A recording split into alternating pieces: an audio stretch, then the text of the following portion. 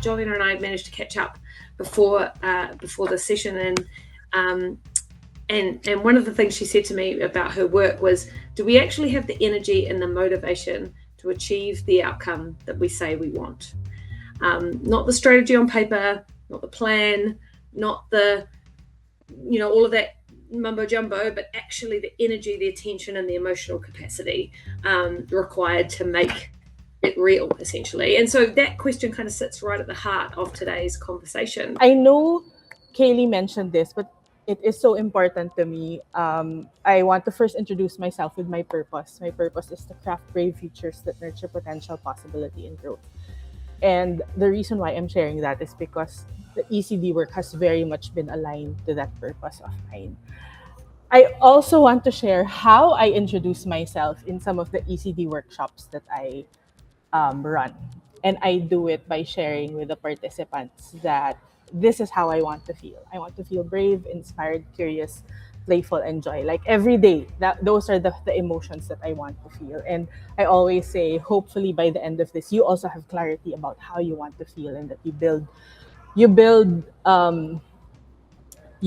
build systems and rituals and structures that allow for you to feel that.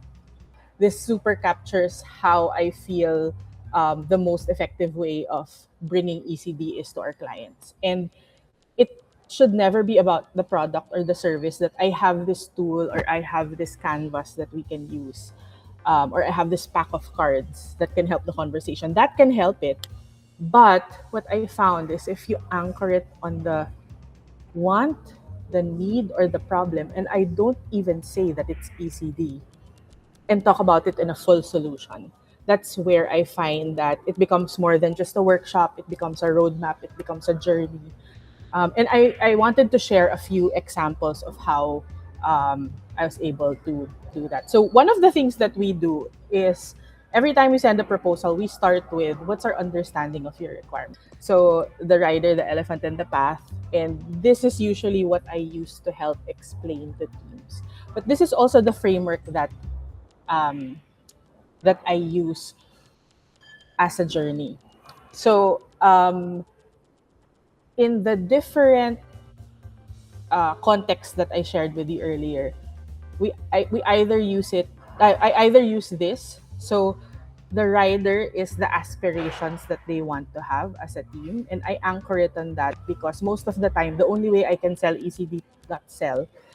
I agree with Tim. But the only way I can convince them to think about emotions or the ECD is to link it back to the kind of performance or the kind of aspirations that they want to have. Then that's when we talk about the desired, undesired emotions. Then we talk about the norms or the rules and the rituals. I was working with a leader who um, who basically came to us and said, we're not performing, the business is not growing. There's something wrong, we're all exhausted. And it was this business leader who said, I do want to talk about emotions. I want to anchor it in this question. Based on what we learned, based on what our employees are telling us, based on what we've identified as the undesired feelings that our employees are feeling, does our team have the emotions, energy, and engagement that will fuel us to succeed towards our refreshed 5-year strategy? And that then it lands and it resonates a lot with leaders because it's not just about how people are feeling, but it's really how it links back to performance. And it gives them a reason to really pay attention to it as well. In conjunction with something that we co-created and designed along with my husband, which is Monsters and Heroes. So we've designed a gamified experience to actually talk about productive and unproductive behaviors. So most of the time when I run a session where it's ECD plus this, it's basically us exploring our humanity as a team. That's it. So how Monsters and Heroes works is it's like so you have a set of cards, you have 30 monsters, you have 30 heroes. You draw challenges, or if you want, you can identify the challenge that the team is going through. And then they talk about their unproductive behaviors. What are the monsters that get triggered by whatever scenario, and then what heroes they can bring. And what's powerful about it is it brings it to a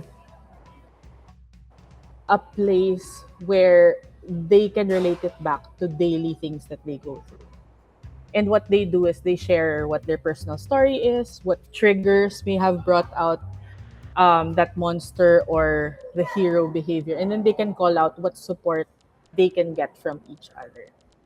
And the way in my mind it works is when you feel your undesired emotions, likely it will trigger your monsters, your unproductive behaviors. And so if that gets triggered, how then will we be able to manage it as a team? Or how do we manage ourselves and how do we support and manage that as a team? The one I'm most proud of is we just recently ran a series of workshops using ECD for leaders of an organization, all 400 leaders. And the thing that I'm proud of is I'm not even part of it. Like someone else designed it, I helped them.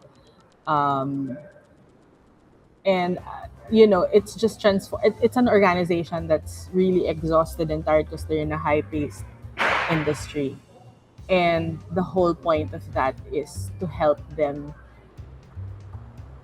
is to ask them the question, given how we feel, are we able to succeed moving forward with where we want to go?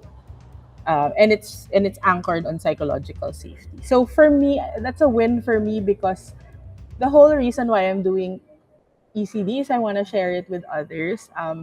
When I finish my consultant training program, I plan to run to enable other consultants in the Philippines as well. I want to thank you for your time and your energy today, Jolina. And actually mostly that generosity. You've really come to the table with a whole bunch of stuff which is going to support anyone who watches this. Will go, oh, that's how I could build a workshop, or that's how I could use two tools together. I think that your openness, your vulnerability. There's a lot of people who come at these things with a scarcity mindset of, oh, it's got to be mine. You've really shown from a true human perspective what it is like to be generous and to share that with our beautiful community. So I am #blessed to be on this call and #blessed to host you.